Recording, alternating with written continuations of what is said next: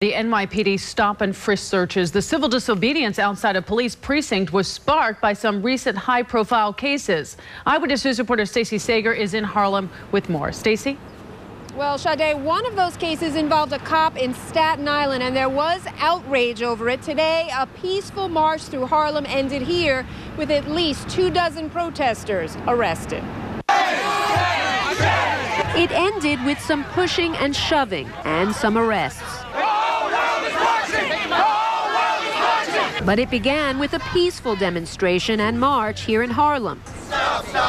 They marched from Harlem's state office building several blocks to the 28th precinct, where protesters blocked the front door for about an hour until cops finally arrested some of them. This is what a police state looks like! Many of these demonstrators say they themselves have been stopped and frisked. Michael Green, who is 60 years old, tells us he was stopped last July. I had no drugs on me, nothing on me. I had nothing on me but my phone and $23. Protesters gained momentum today from the Occupy Wall Street movement and also from the fact that last week an officer in Staten Island, Michael Dirajati, was charged after he stopped and frisked an African-American man without cause, then was recorded using the N-word. Police are denouncing his actions, but are still bearing the brunt of the criticism today. I am personally hurt.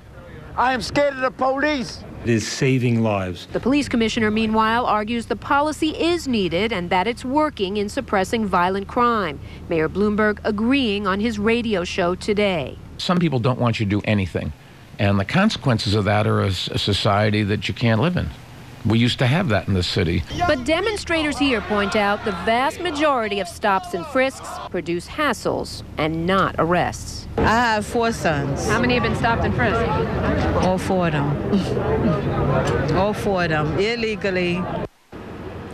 Now, protesters say that 85% of those who were stopped last year were black or Latino, and that in 93% of those cases, there were no arrests. They're also calling on the Department of Justice to look into this policy further. We're live in Harlem. I'm Stacey Sager, Channel 7 Eyewitness News.